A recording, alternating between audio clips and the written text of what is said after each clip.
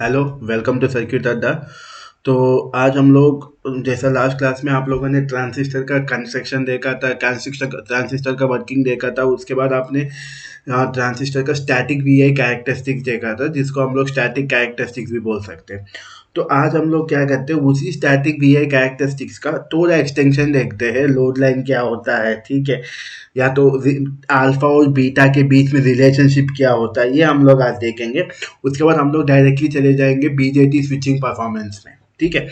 तो जैसा फिर से मैं आपके जैसा कल की जैसा आज भी हम पहले ट्रांजिस्टर का सर्क्यूट ड्रा कर लेंगे। मैं जैसा आपको मैं बताया था कि हम लोग ट्रांजिस्टर में कॉमन एमिटर कॉन्फ़िगरेशन सबसे ज़्यादा यूज़ करते हैं।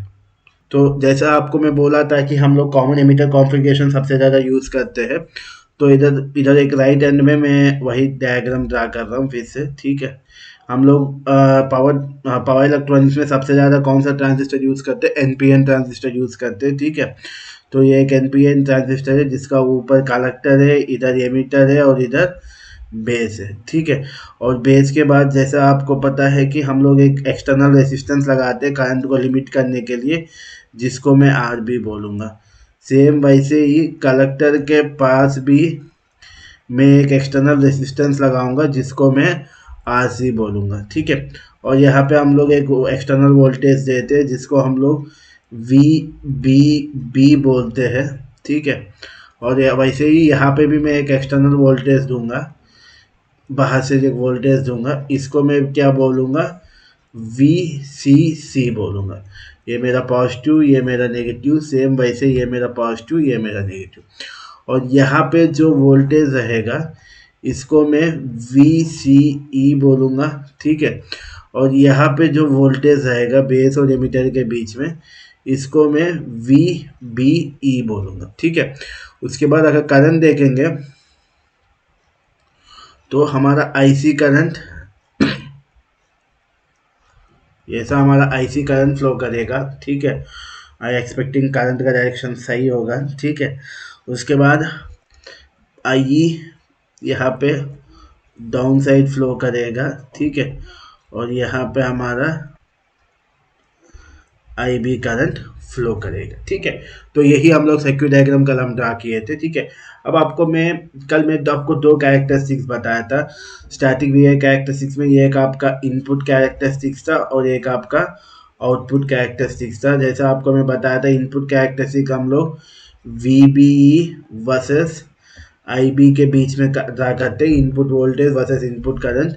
और आउटपुट कैरेक्टरिस्टिक्स हम लोग वी सी वर्सेस आईसी के बीच में क्या करते हैं, जब हम लोग V B versus I B का ड्रा करते हैं तो हम लोग आउटपुट वोल्टेज को वी को कांस्टेंट रखते हैं, मतलब वो 10 सेट करके उसके बाद वी बी वेरी करते हुए आई बी देखेंगे, या उसको एक पर्टिकुलर वैल्यू पे सेट करके हम वी बी को वेरी करते हुए आई बी का वैल्यू देखेंगे। सेम वैसे वी सी वर्सेस आई सी की कंडीशन में हम लोग इनपुट करंट को हम लोग कांस्टेंट रखते हैं, मतलब इनपुट करंट को 10 माइक्रो एम्पियर 20 माइक्रो एम्पियर कुछ एक वैल्यू पे सेट कर देंगे। उसके बाद हम लोग आगे का देखते हैं, ठीक है। जैसा आप देखे थे तो हम लोग जब इनपुट कैरेक्टरिस्टिक्स देख रहे थे तो मैं आपको बोला था कि input characteristics V B versus I B के बीच में ड्रा करते हैं, और इनपुट कैरेक्टरिस्टिक्स में बेस और एमिटर के बीच में एक जंक्शन रहता है, वो सिमिलरली एक पीएन जंक्शन डायोड की जैसा काम करता है। तो ये हमारा इनपुट कैरेक्टरिस्टिक्स था। आप और अगर आप वीसी बढ़ाओगे तो इनपुट जैसा ये अगर वीसी आप पहले 5 वोल्ट सेट करके रखोगे और वीबी वेरी करते आई बी वेरी करोगे तो आपका कर्व ऐसा आएगा। अगर आप वीसी को ज़्यादा सेट करोगे तो कर्व आपका राइट साइड शिफ्ट होता जाता है। उसके बाद सेम वैसे ही अगर आप आउटपुट कैरेक्टरिस्टिक्स देखोगे जो कि आपका V C E versus IC का देखोगे, तो वहाँ पे हमारा जो कलेक्टर के पास जो जंक्शन है वो हमारा रिवर्स बायस रहता है। तो रिवर्स बायस कंडीशन में आप वोल्टेज बढ़ाते जाओगे तो वोल्टेज के साथ साथ करंट हल्का सा बढ़ेगा, उसके बाद ब्रेक डाउन हो जाएगा तो कांस्टेंट हो जाएगा। मान लो ये मैं इस समय में मेरा इनपुट करंट आई बी को कांस्टेंट रखा हूँ 10 माइक्रोसेकेंड्स। अगर आई बी ज़्यादा रख के वेरी करूँगा तो ये भी ऊपर जाता रहेगा, ठीक है। ये आपका आउटपुट कैरेक्टरिस्टिक्स था। अब हम लोगों को क्या करना है, एक लोड लाइन ड्रा करना है। लोड लाइन कैसे ड्रा करते हैं ये हमको देखना है, क्योंकि आप इलेक्ट्रॉनिक्स जब आप पढ़े होगे तो उसमें आप लोड लाइन ड्रा किए होगे, एम्पलीफायर पढ़े होगे, तो ये लोड लाइन बेसिकली ड्रा कैसे करते हैं। तो load line basically output characteristics पे ही ड्रा करते हैं, ठीक है। लोड लाइन बेसिकली आउटपुट पे ही ड्रा करते हैं। तो हम लोग आउटपुट कैरेक्टरिस्टिक्स ही देखेंगे लोड लाइन के लिए। तो हम लोग क्या करेंगे,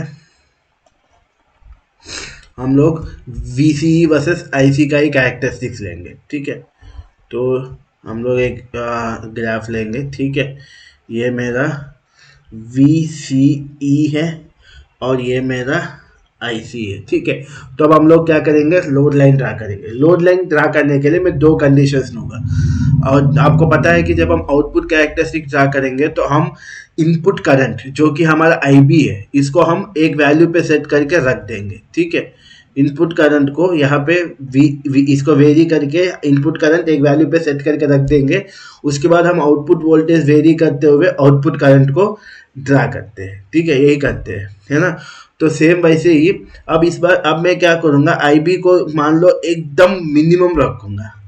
IB पे एकदम मिनिमम रखूँगा तो मेरा जो आउटपुट कैरेक्टरिस्टिक्स होगा वो एकदम नीचे आएगा, ठीक है, एकदम नीचे आएगा, ठीक है।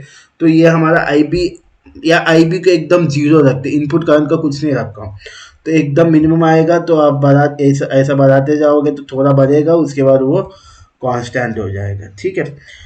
तो ये जो नीचे करंट है इसको हम लोग ICE वो बोल सकते हैं, क्योंकि ये हमारा लीकेज करंट है, ठीक है। उसके बाद एक वैल्यू के बाद ये इतना ब्रेकडाउन हो जाएगा कि हमारा ये खराब हो जाएगा, ठीक है। और एक और कंडीशन, ये पहला कंडीशन है। पहला कंडीशन में मैं इनपुट करंट को जीरो रखा, मतलब इनपुट से मैं कोई वोल्टेज ही नहीं अप्लाई किया हूँ, और मैं आउटपुट वोल्टेज VCE को वेरी करते हुए IC देखूंगा तो हल्का सा बढ़ेगा, उसके बाद ये कांस्टेंट हो जाएगा। अब कितना भी बढ़ाओ ये कांस्टेंट रहेगा और एक लिमिट बाद वो डैमेज हो जाएगा, ठीक है।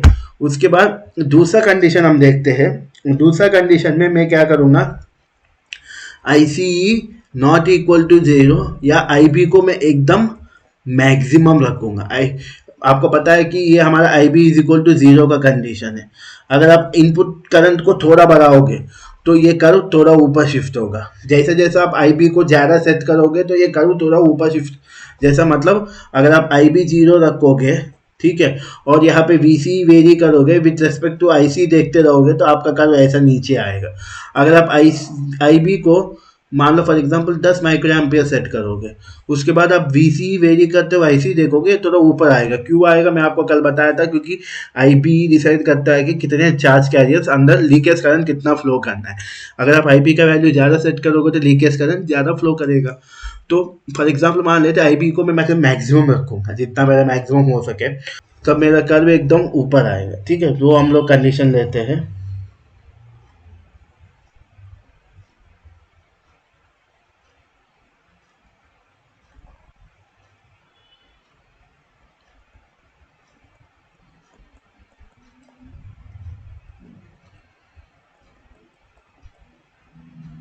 ठीक है, एकदम ऊपर आएगा, ठीक है। तो अब ये हमने दो कंडीशन ली, एक IB इज इक्वल टू 0 और एक IB is equal not equal to 0 या मैक्सिमम कंडीशन लिया, ठीक है। IB इक्वल टू 0 है तो हमारा आउटपुट कैरेक्टरिस्टिक्स नीचे आएंगे, IB मैक्सिमम है तो हमारा आउटपुट कैरेक्टरिस्टिक्स ऊपर आएंगे। अब यहाँ पे हमको एक लोड लाइन ड्रा करना है, ठीक है। अब हमको लोड लाइन ड्रा करना है, तो लोड लाइन ड्रा करने के लिए पहले हमको IC का इक्वेशन चाहिए। IC का एक इक्वेशन चाहिए होता है, IC इज इक्वल टू, हमको कुछ इक्वेशन चाहिए, ठीक है। अब वो इक्वेशन कैसे निकालेंगे, तो उसके लिए हम लोग क्या करेंगे, हम पूरा आउटपुट के बाद लोड लाइन के लिए हम अभी पूरा आउटपुट पे ही देख रहे हैं, ठीक है।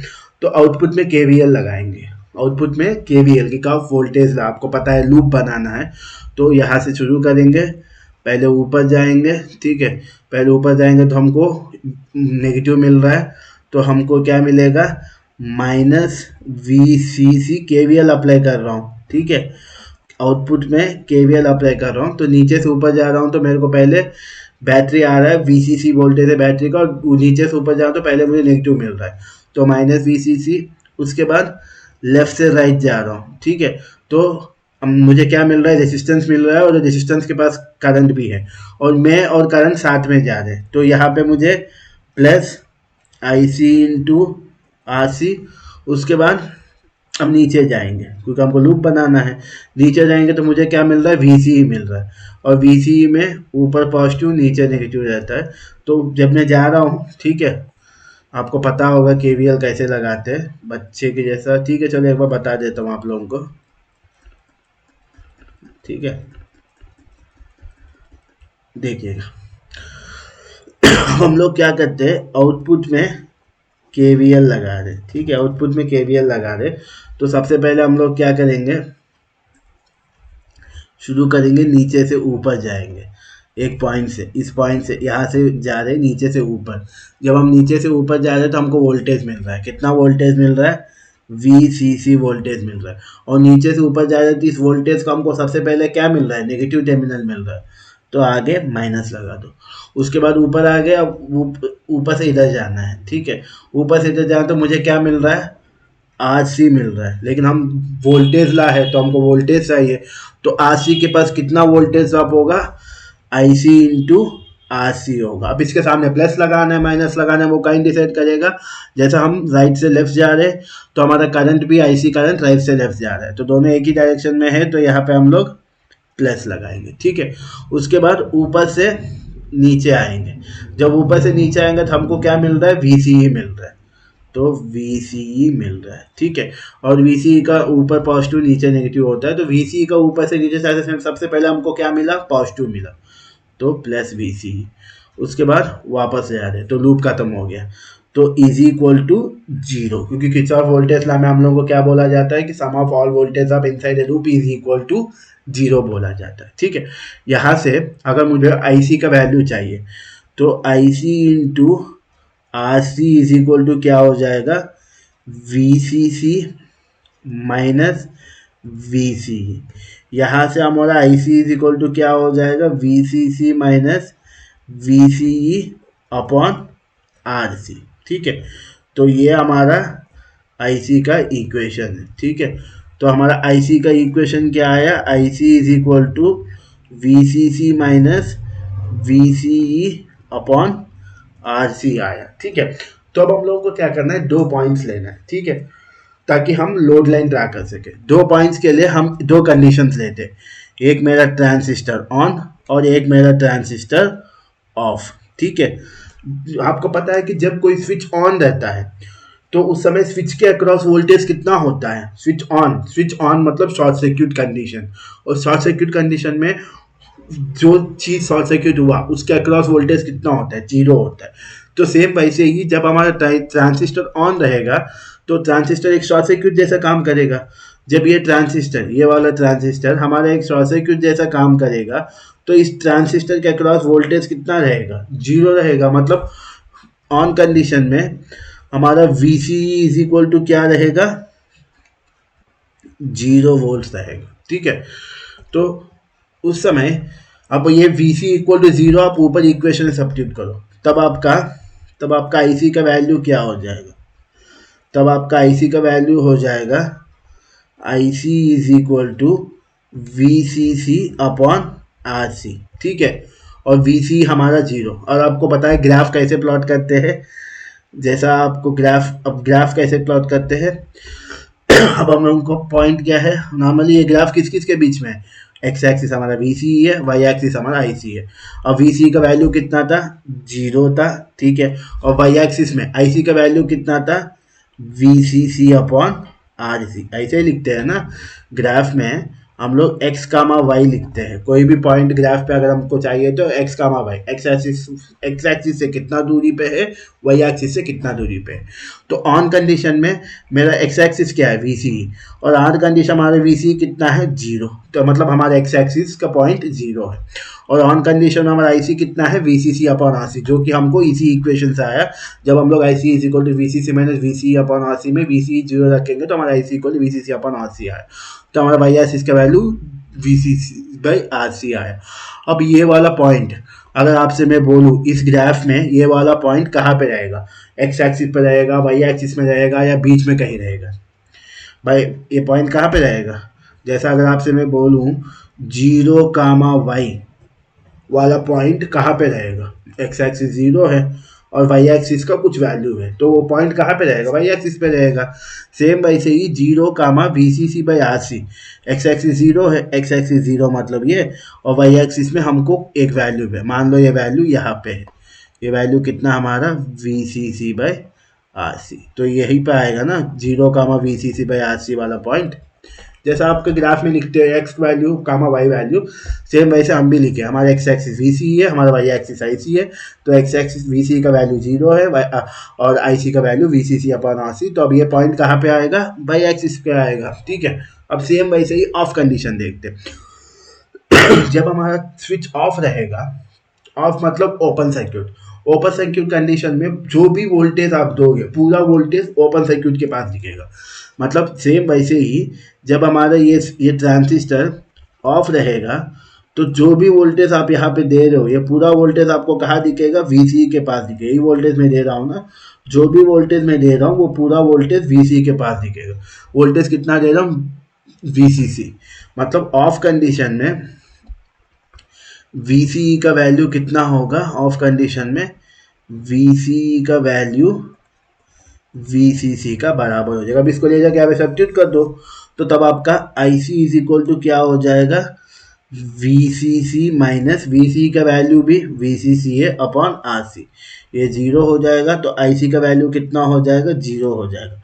अब मुझे फिर से पॉइंट चाहिए, दूसरा पॉइंट चाहिए। अब हमको दूसरा पॉइंट चाहिए तो फिर से एक्स एक्सिस का वैल्यू, एक्स एक्सिस मतलब VCE का वैल्यू, VCE का वैल्यू इस बार कितना है, VCC। अब वाई एक्सिस का वैल्यू, वाई एक्सिस का वैल्यू कितना है, IC का वैल्यू 0। अब अगर आपसे मैं पूछूं कोई भी ग्राफ में अगर आपको 0 का वैल्यू रखने के लिए, तो वो वैल्यू कहाँ पे रहेगा, एक्स एक्सिस पे रहेगा, क्योंकि वाई 0 है। तो ये जो VCC 0 है, ये वाला पॉइंट एक्स एक्सिस पे कहीं पे रहेगा, तो मान लो ये वाला मान ले रहा हूँ VCC 0। अब इन दोनों को जोड़ते हुए एक लाइन प्लॉट करूंगा, तो इसी लाइन को हम लोग क्या बोलते हैं, लोड लाइन बोलते हैं, ठीक है। मतलब हमने 2 पॉइंट्स लिया, वो 2 पॉइंट्स कैसे लिया, हम ट्रांजिस्टर के 2 कंडीशंस लिए, एक हमारा ट्रांजिस्टर ऑन है, एक हमारा ट्रांजिस्टर ऑफ है। जब हमारा ट्रांजिस्टर ऑन है उस समय ट्रांजिस्टर स्विच क्लोजर स्विच जैसा काम करेगा। क्लोजर स्विच मतलब शॉर्ट सर्किट, शॉर्ट सर्किट में ट्रांजिस्टर के अक्रॉस वोल्टेज 0, ट्रांजिस्टर अक्रॉस मतलब ये वाला वोल्टेज 0 हो जाएगा। तो VCE 0 है, तो यही वैल्यू यहाँ सब्स्टिट्यूट करो, तो IC VCC पे RC है। अब हम लोग को पॉइंट नॉर्मली ग्राफ में पॉइंट कैसे प्लॉट करते हैं, एक्स एक्सिस का वैल्यू कामा वाई एक्सिस का वैल्यू। यहाँ पे हमारा एक्स एक्सिस VCE है, VCE का वैल्यू 0, वाई एक्सिस का पॉइंट VCC पे अपॉन C। तो ये पॉइंट कहाँ पे आएगा, वाई एक्सिस पे आएगा, ठीक है। उसके बाद अब दूसरा पॉइंट के लिए हम लोग ऑफ कंडीशन लेते हैं। जब हमारा ट्रांजिस्टर ऑफ रहेगा उस समय अगर आप देखोगे तो आपका ये ओपन स्विच के जैसा काम करेगा। ओपन स्विच मतलब ओपन सर्किट, ओपन सर्किट में जो वोल्टेज दोगे पूरा वोल्टेज वहीं पे दिखेगा। तो अब ये ट्रांजिस्टर ओपन सर्किट है, तो जो भी वोल्टेज दोगे वो पूरा वोल्टेज VCE के पास दिखेगा, तो VCE is equal to VCC हो गया। अब ये जाकर सब्स्टिट्यूट करोगे तो आपका IC इक्वल टू 0 आया। और फिर से पॉइंट चाहिए एक्स एक्सिस का वैल्यू, एक्स एक्सिस मतलब VCE का वैल्यू, VCC क्योंकि हमारा एक्स एक्सिस VCE है, वाई एक्सिस का वैल्यू, वाई एक्सिस हमारे क्या है IC, तो IC का वैल्यू, तो ये वैल्यू हमारा कहीं आएगा। इन दोनों को जोड़ते हुए एक लाइन प्लॉट करोगे, इसी लाइन को हम लोग क्या बोलते हैं, लोड लाइन बोलते हैं, ठीक है। तो ये हमारा क्या है, हमारा लोड लाइन है, जो कि आप इलेक्ट्रॉनिक्स में बहुत बार देखे होंगे, ठीक है। उसके बाद हम एक छोटा सा इक्वेशन देखते हैं, ठीक है। अब हम लोग एक छोटा सा इक्वेशन देखते हैं।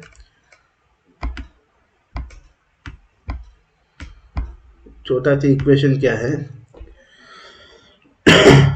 जैसा आपको पता है कि नॉर्मली एमिटर से करंट एमिट होता है ट्रांजिस्टर में, है ना, और एमिटर से करंट एमिट होता है और इसमें से थोड़ा करंट बेस में चला जाता है और बाकी बचा हुआ करंट, ठीक है। जैसा मतलब एमिटर से करंट निकलता है, तो फॉर एग्जांपल मान लो एमिटर से 10 एम्पियर का करंट निकला, तो इसमें से एमिटर से करंट कलेक्टर में जाता है, लेकिन बीच में हमारा बेस पड़ता है, तो एमिटर से जो करंट निकलेगा उसमें से थोड़ा करंट, फॉर एग्जांपल मान लो 1 एम्पियर करंट अगर बेस में जाएगा, बाकी बचा हुआ 9 एम्पियर करंट हमारा कलेक्टर तक पहुंचेगा। तो अगर हमको एमिटर का करंट चाहिए तो बेसिकली हम इसको कैसे लिखते हैं, बेस का करंट प्लस कलेक्टर का करंट, ऐसे ही लिखते हैं, है ना। तो अगर आप देखोगे तो एमिटर का करंट और कलेक्टर का करंट अप्रॉक्सीमेटली इक्वल होता है, अप्रॉक्सीमेटली इक्वल होता है। एमिटर का करंट अप्रॉक्सीमेटली कलेक्टर के करंट का इक्वल होगा। मतलब मैं यहाँ पे एमिटर से अगर 10 एम्पियर भेजूंगा तो 1/8 एम्पियर बीच में बेस ले लेगा, बाकी बचा हुआ करंट कलेक्टर के पास जाएगा, तो अप्रॉक्सीमेटली इक्वल होता है। ठीक है, तो मतलब एमिटर का करंट कलेक्टर का करंट कांस्टेंट सेम तो नहीं होगा, थोड़ा डिफरेंस रहेगा। वो थोड़ा डिफरेंस हम लोग कैसे निकालते हैं, उसके लिए एक नोटेशन होता है, उसको हम लोग क्या बोलते हैं, अल्फा से दिखाते हैं। ठीक है, इसी अल्फा को मतलब एमिटर का current approximately equal to collector का करंट है, तो इन दोनों के बीच में मतलब एमिटर का करंट, ठीक है, और कलेक्टर करंट के बीच में कुछ इक्वेशन है, तो उसी को हम लोग क्या बोलते हैं, अल्फा बोलते हैं। और इसी को हम लोग क्या बोलते हैं, फॉरवर्ड, ठीक है, करंट गेन बोलते हैं अल्फा को। ठीक है, इसी को हम लोग क्या बोलते हैं, फॉरवर्ड करंट गेन बोलते हैं। और ये फॉरवर्ड करंट गेन हमारा क्या होता है, alpha is equal to I C upon I E से हम लोग दिखाते हैं। ठीक है, ये चीज़ आप याद रखिएगा। ये हमको क्या बताता है, ये फॉरवर्ड करंट गेन एक फैक्टर होता है। ये फैक्टर हमको क्या बताता है, हम अगर एमिटर से करंट भेजेंगे तो करंट जब कलेक्टर पहुंचता है तो पूरा करंट तो नहीं जाता कलेक्टर के पास, कुछ कम जाता है। कितना कम जाता है, कितना फ्रैक्शन ऑफ करंट कम जाता है, वो कौन बताता है, हमारा फॉरवर्ड करंट गेन बताता है, जिसको हम लोग अल्फा से दिखाते हैं, alpha equal to I C into I B. ठीक है, जैसा यहाँ इस कंडीशन में आप देखोगे तो मैं 10 एम्पियर भेजा, यहाँ पे 9 एम्पियर आ रहा है, तो कितना हमारा करंट कम हुआ।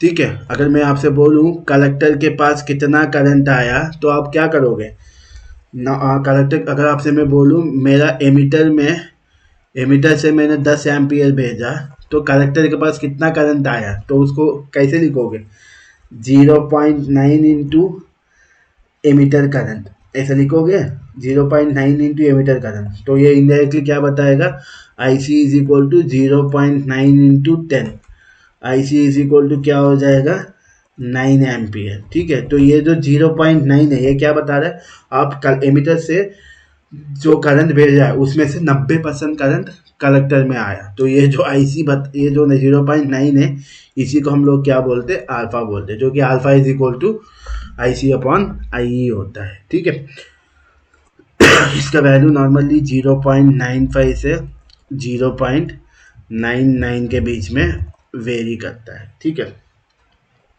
सेम ऐसे ही एक और वैल्यू होता है, उसको हम लोग क्या बोलते हैं, बीटा बोलते हैं। ठीक है, उसको हम लोग बीटा बोलते हैं। तो ये बीटा क्या होता है, जैसा ये फॉरवर्ड करंट गेन है, सेम वैसे ही बीटा को हम लोग क्या बोलते हैं, नॉर्मल सिर्फ करंट गेन बोलते हैं। ठीक है, सिर्फ करंट गेन बोलते हैं। ये करंट गेन होता क्या है, देखिए बेसिकली आप कॉमन एमिटर कॉन्फ़िगरेशन में देखोगे, कॉमन एमिटर कॉन्फ़िगरेशन यहाँ पे आइए, यहाँ पे इधर साइड को इनपुट बोलते हैं, इधर साइड को आउटपुट बोलते हैं ना। तो इनपुट की साइड अगर मैं आपसे पूछूं इनपुट करंट क्या है, इनपुट की साइड करंट कौन सा है, आई बी। ठीक है, आई बी मेरा इनपुट करंट है। आउटपुट की साइड करंट कौन सा है, आई सी, क्योंकि एमिटर तो कॉमन है बीच में। इनपुट की साइड करंट आई बी है, आउटपुट की साइड करंट आई सी है ना। तो अब ये करंट गेन क्या बताता है, ये हमारे एफिशिएंसी की जैसा है, current gain is equal to output current upon input current. ठीक है, तो कॉमन एमिटर कॉन्फ़िगरेशन में हमारा आउटपुट करंट क्या हो जाएगा, आई सी, हमारा इनपुट करंट क्या हो जाएगा, आई पी। तो यहाँ पे हमारा बीटा क्या होता है, आई सी अपॉन आई बी हमारा बीटा होता है। ठीक है, तो ये हमारा क्या होता है, बीटा होता है। ठीक है, तो अब अगर आपसे मैं पूछूं अल्फा और बीटा के बीच में एक रिलेशन हमको निकालना है, ठीक है, तो ये कैसे निकालेंगे। नॉर्मली आप सबको पता है कि emitter current I E is equal to collector current plus base current, जो कि अभी आपको ऊपर एग्जाम्पल से ये इक्वेशन क्लियर हो जाएगा।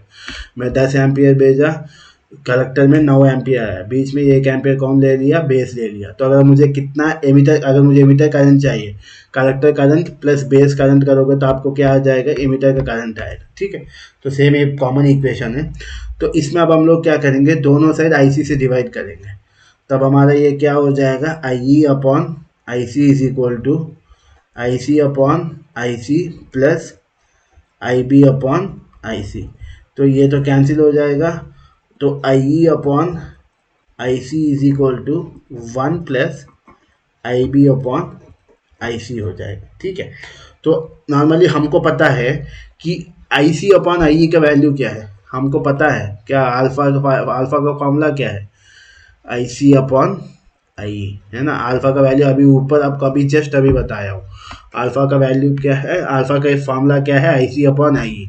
लेकिन यहाँ पे आई अपॉन आई सी है, तो ये अल्फा की जगह क्या हो जाएगा, 1/अल्फा plus I B upon I C का तो नहीं पता, लेकिन आई सी अपॉन आई बी हमको पता है। आई सी अपॉन आई बी क्या हमारा बीटा है, लेकिन ये उल्टा है, तो ये हमारा क्या हो जाएगा, 1/बीटा। अब आप इसको जब सॉल्व करोगे, ठीक है, इसको जब आप सॉल्व करोगे तो आपको फाइनली जो आएगा अल्फा इज इक्वल टू क्या आएगा, बीटा अपॉन बीटा प्लस 1। जब आप इसको सॉल्व करेंगे तो आपका अल्फा इज इक्वल टू क्या हो जाएगा, बीटा अपॉन बीटा प्लस 1। तो ये आपका क्या है, अल्फा और बीटा के बीच में रिलेशनशिप है। ठीक है, अल्फा और बीटा के बीच में आपका ये रिलेशनशिप है। ठीक है, ये कैसे आता है, आप I is equal to I C plus I B का फॉर्मूला ले लो, I upon I C is equal to I C upon I C plus I B upon I C. तो I upon I C equal to 1 plus I B upon I C. हमको I C upon I C का, आई C upon आई का पता है alpha, लेकिन आई upon I C का 1/अल्फा plus 1/बीटा। तो इसको सॉल्व करोगे तो आपका क्या आएगा, alpha is equal to beta by beta plus 1। ये हमारा अल्फा और बीटा के बीच का रिलेशनशिप है। ठीक है, वैसे वीडियो थोड़ा लंबा हो गया है, वैसे मेरा प्लान था किसी लेक्चर में आपको स्विचिंग कैरेक्टरिस्टिक्स भी बताने का बीजेटी का, लेकिन लेक्चर थोड़ा लंबा हो गया है, तो हम लोग क्या करेंगे, ये स्विचिंग कैरेक्टरिस्टिक्स अगला लेक्चर में देखेंगे, क्योंकि स्विचिंग कैरेक्टरिस्टिक्स को थोड़ा समझने में टाइम लगेगा, 20 मिनट, तो लेक्चर ज़्यादा लंबा हो जाएगा। तो हम लोग स्विचिंग कैरेक्टरिस्टिक्स अगला लेक्चर में डिस्कस करेंगे। ठीक है, तो thank you for watching the video.